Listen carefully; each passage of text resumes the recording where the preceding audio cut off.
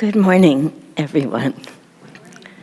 I don't expect any of you to remember this, but I haven't been able to stand up here and share with you like this for at least 2 months, probably longer, one thing or another. I was sick. Max, the dog, was sick. Whatever it was, things kept happening. And I was just driving here this morning feeling really such a sense of joy to be able to be with everyone again. And particularly right after a week at Spiritual Renewal Week. I know there's been a week in between, but I myself am still soaring spiritually from what was just an amazing time.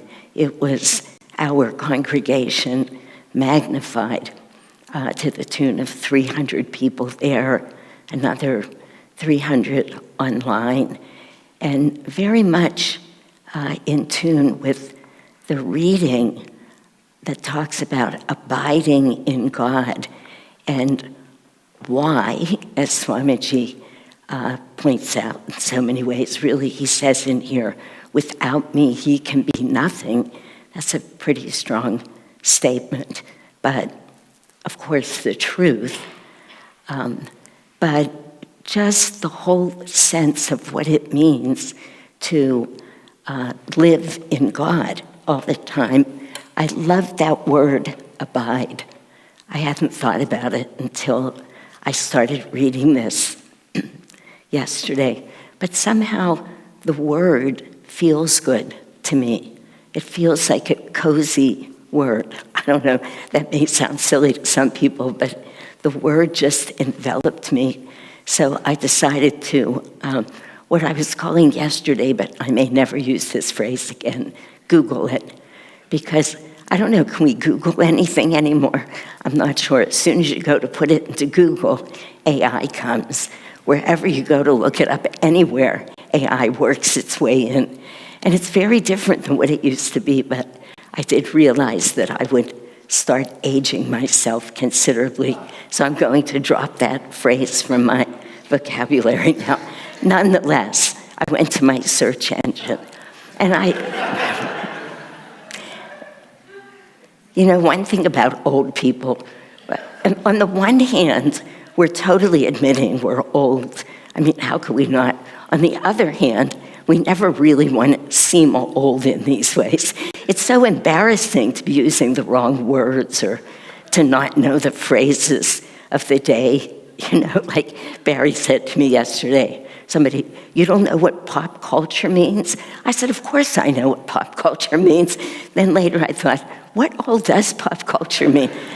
It's not the topic for today, but staying up with the times is.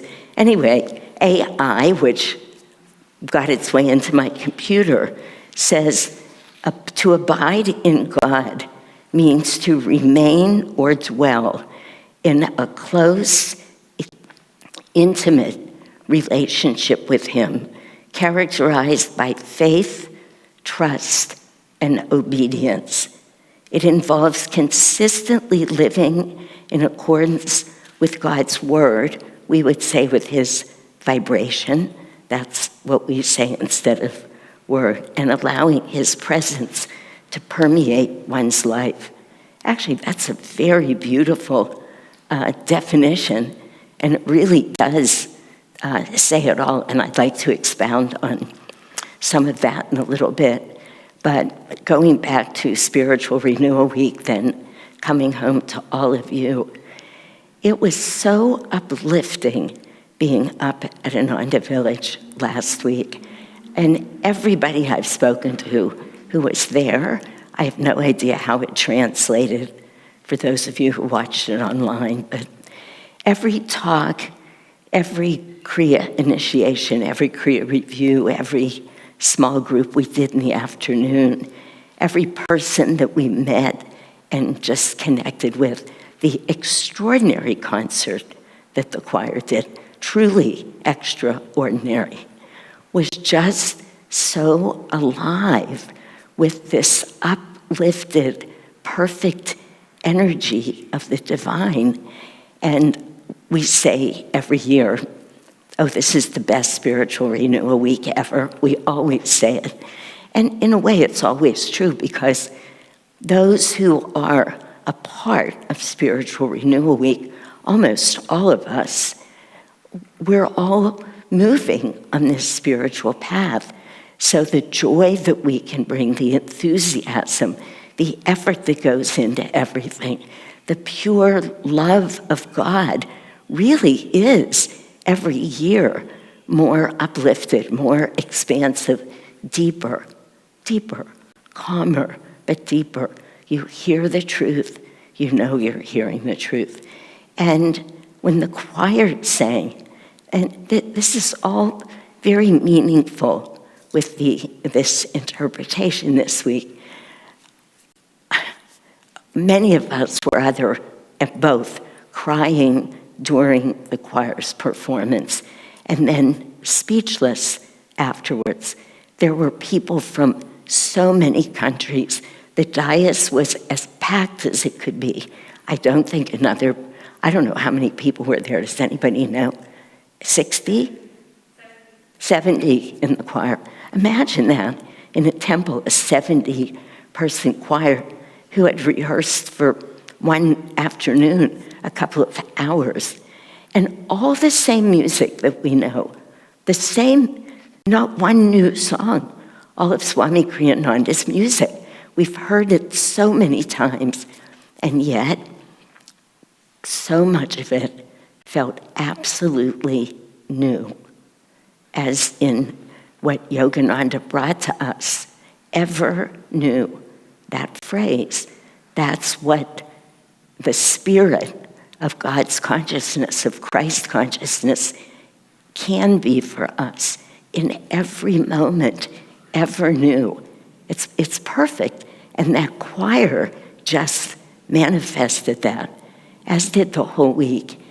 And I was reminded of something that Davy shared years ago, but it really struck me, and you'll see why in the first sentence, so I wanted to read it, because it speaks to the depth and importance of we're each making this constant individual effort to abide in God, to dwell in a close, intimate relationship with Him.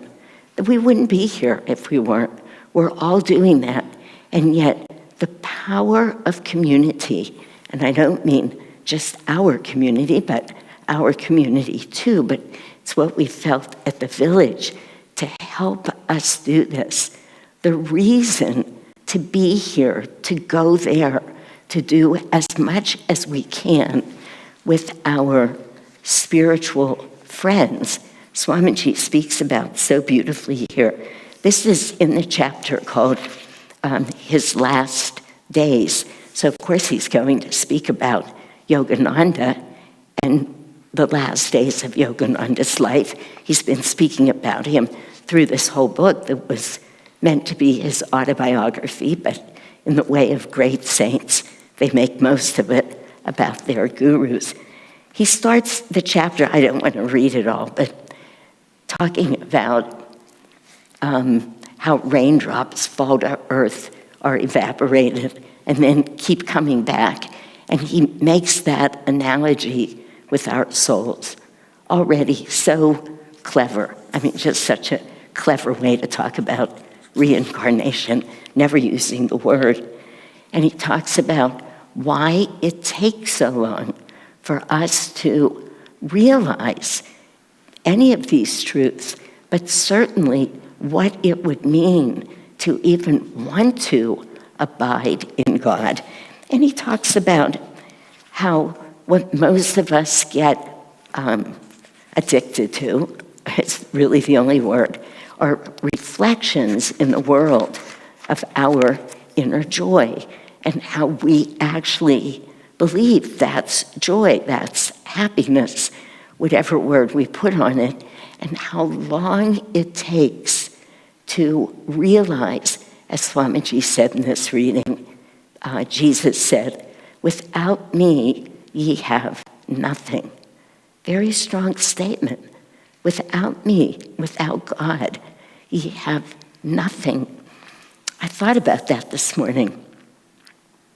How many people are in my life, people that I love, that I want to support, I do support, who have nothing to do with God in their life. No spirit at all. Not us, of course, because we're here. But still, it gives us the impetus to keep diving ever deeper, to keep trying to keep God with us in every moment of our life, which is a huge part of what Swamiji's written in every commentary on this reading. God is the doer, always. Very hard, I've said it before, to capture that with our mind. But there's nothing else. Without me, ye have nothing. So we're chasing shadows and dreams until we come inside. Now here he talks about, I just wanted to read a little bit of this for you. He talks about, he's going to give us an example of spiritual magnetism. He's turned Yogananda saying, the greater the will, the greater the flow of energy, the greater the flow of energy, the greater the magnetism, into an image of the magnetic power that is within us that we need to use to find God. But he says, an example may help here. In the nebulous gases of infinite space, the atoms drift about at great distances from one another. The average, so I have read, may be as much as 17 miles. Imagine that, 2 atoms, 17 miles apart, floating in space. So Swamiji says, it's much too far for them to have any gravitational pull.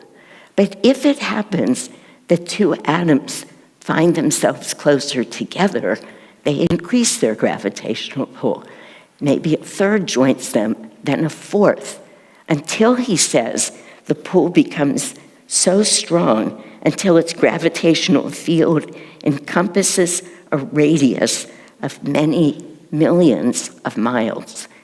And he goes on, I won't read this, but he continues to talk about how that is true for each of us and why we need community, and how the power of one magnetically is simply that, the power of 2, where 2 or more are gathered in my name, the power of a community, the power of communities around the world, which is the work that's been built by Yogananda and Swamiji, to be able to draw God's presence, to support each other in everything we do, to always be looking to abide in God.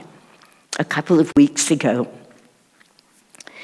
a couple of weeks before SRW, I was counseling a friend, not at all unusual for me, something I do literally every day, usually for some hours every day. But when he left, I knew that I had failed him. It's a very unusual experience. And it was, the only word I can think of is crushing, because he didn't know it. He felt like what I was saying to him was great, but I knew that I had gotten self-involved in that moment, and that I was reacting to what came up in me, not staying clear about what was going on for him. And I didn't sleep for 3 nights. It troubled me. I could fall asleep, but in an hour I would wake up and it would be right there. And then God's grace, it's so wonderful how it happens. I was giving Sunday service, that was the week, not here, I gave it in Monterey, where the topic was how devotees rise. And Swamiji does the most beautiful write-up of that in the book, Rays of the Same Light. Really deep and profound. And basically, he said, duality always exists, everywhere, good, bad, right, wrong. God doesn't see it that way. You can never make a mistake that's forever. God doesn't even probably see it as a mistake because, after all, God made it happen through you. I could have just blamed God and gone to sleep, but it was bothering me so much. And that doing that service, and there was much more to the service, but just the beauty and the softness and the love of how God holds us and how he sees us helped me very much. But I still wanted to talk to somebody about it. So I made a date with a very dear friend when I was up during SRW. And I said to him, here's what I did. Here's what came up for me. Person I was counseling is fine. I actually spoke to him, sorted some of it out, apologized. But I said it brought up a years old, many years old, probably lifetime old, something that's been bothering me with people, something that I carry. And I said to him, if I told you examples, you would say to me, oh, I see that. You're right about this, you're right about that. I said, but it dawned on me before I came up here. So what? So what that I could be right? What am I doing here? I'm trying to abide in God, to have God with me at all times, to find my way to be free. That's what I want. And I said, so I don't want to talk about the specifics of why I reacted. I want you to help me find the way to use this energy to move closer to God. And we talked, he and his wife were there. We talked for 2.5 hours. But about an hour and a half into me, he said to me, I have it. I said, okay. He said to me, you can't be running away from anything. This is all about duality. This is all about the good, bad, right, wrong. He said, if you keep going round and round with that, you get to keep going round and round. He said, take that energy and use it to only see God's light. Spend more time every day doing what you've already started with a day or two of seclusion every week, but more. And don't look at what you're leaving. Don't run away from anything. Run toward God. Move toward the light. And it sounds simple, but I was stuck, and I know many of us are stuck, and they just can feel like words, turn toward the light. But I got it. He said it in a way that it rang true for me, that I would consciously spend, actively, more time every day. Music I listen to, friends I spend time with, longer meditations, another day of seclusion a week. Whatever it is, looking toward the light. Because as long as we're going through that good, bad, right, wrong, we're holding on to how we see ourselves. We can't let go. We can't move into that place of abiding in God. A patient of mine sent me this really interesting link to a YouTube I want to share with you. It's an artist, a sketch artist. A true story. I don't know where he is. But he sits and he gets two people And the first thing he does is he said to person A, he's sitting with his back to their back. He's never seen them. They've walked into the room that way. Describe yourself to me. How do you see yourself? And you watch this first woman say, well, I have a heart-shaped face. I really wish it wasn't so heart-shaped. My chin's a little too pointy, and my cheeks have started to sag since I've gotten a little older, and I have blonde hair. It just sort of lays beneath my shoulders. And she said, maybe I should do something else with it. This is how she's describing herself to him. Then he has, in a room, another woman look at her. Just spend a few minutes together. Come in. He doesn't see either of them. The other woman sits down, and he says, tell me, how did you see her? And she describes her. And then he does it several times. He holds up the two pictures, and it's shocking. The picture where the woman's describing herself is void of all energy. The picture where the other woman's describing her is beautiful, uplifted, and yet they look so similar. We don't see ourselves at all the way other people see us, never mind God. And so we have to lift ourselves to abide in God, get more and more engaged with how God sees us. Swamiji says two things about this topic in a talk that he gave, obviously many years ago. The first, he says, is be even-minded and cheerful at all times. And he talks a lot about duality then. He says we have to overcome duality. We have to not get drawn in the way I did. I was horrible. How could I have done that? And then all of a sudden to say, that's not how God sees me. That's not how I can live. It took me a long time to do that. But the second thing he says is to remember that love is more important than dogma. This is all about abiding in God. And he says, we don't understand anything with our mind. We understand with our heart. Love is more important than dogma. And he says, even the definition of yoga chitta vritti nirod, where you can calm the chitta, the feeling of the heart, when it's calmed, when you finally can do that, when we finally get out of this duality in our mind, you have yoga. And he talks about how divine love becomes when we think of a river trying to get rid of all of the vrittis, our own vrittis. Often the image we use is a river. He says, imagine it always as a river of God's love flowing through. Because that, he says, is the truth.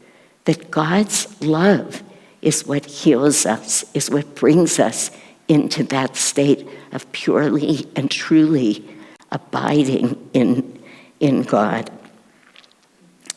And he mentions one other thing that is so meaningful. It's in the reading too. He said, spend as much of your day as you can loving other people, treating other people well. Because the more we love other people, the more we give to other people, the more we are put in touch with the truth that God is one. That wherever we are, we can be resting in him. We can be abiding in him. And we do that by realizing that he is everywhere. Now, at some other point in this reading, which I won't have a long time to talk about, but I want to make this point. None of this is easy. We talk about it, and it sounds utterly simple, but it's absolutely not easy. It's very hard to try and remember God all the time. It's very hard to see God in everyone, in every situation. But that's where the bar is for us. And we can't lower that bar. We're on a path. We want to get where we want to get. The bar only goes in one direction, always only up.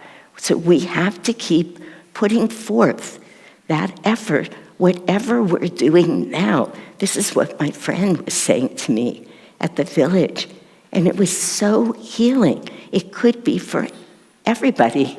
Whatever you're doing now, ask yourself, what more can I do? What practice can I make? How do I make a practice of seeing God in everyone? What about those people that annoy us or that we just don't like from the minute we meet them, or somebody who's hurt our feelings? So what? It's always, so what? It's all God. And probably that very thing or person that we're running away from or that we don't want to raise our energy and make the effort, that is most likely exactly where our liberation is. Right there in the thing that's the hardest.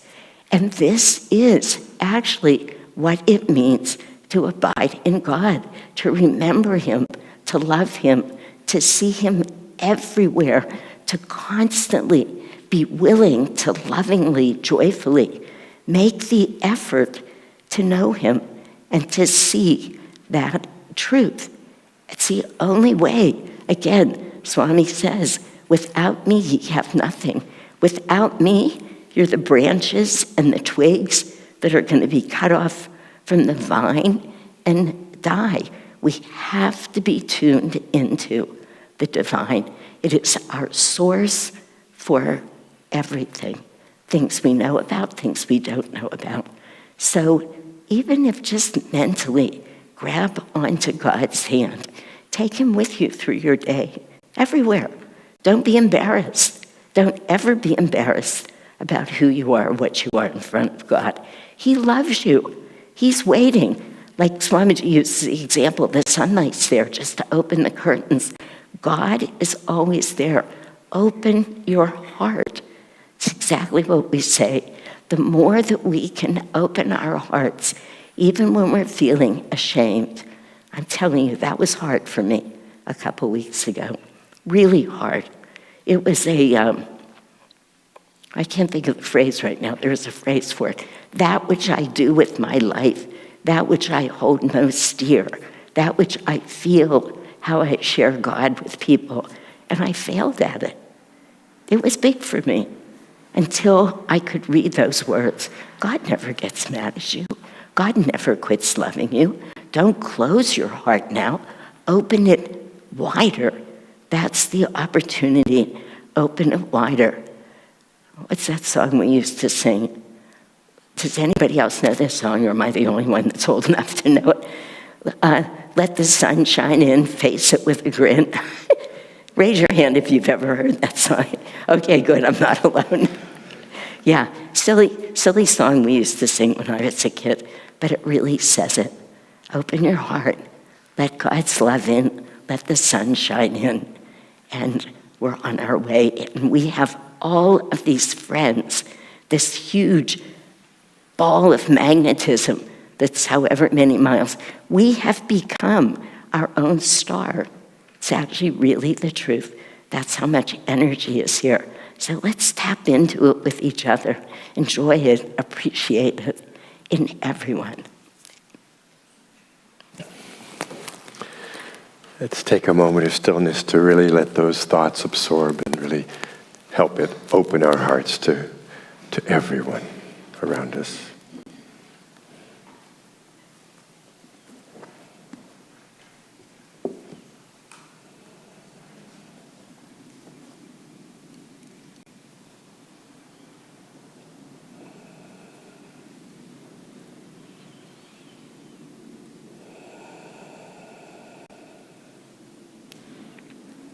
And do we have some more music?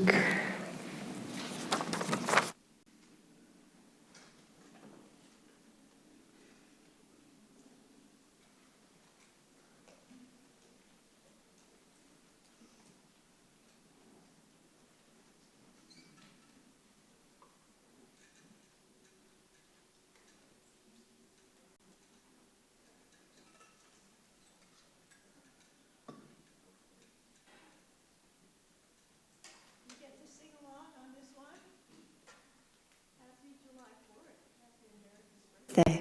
We're going to sing America the Beautiful.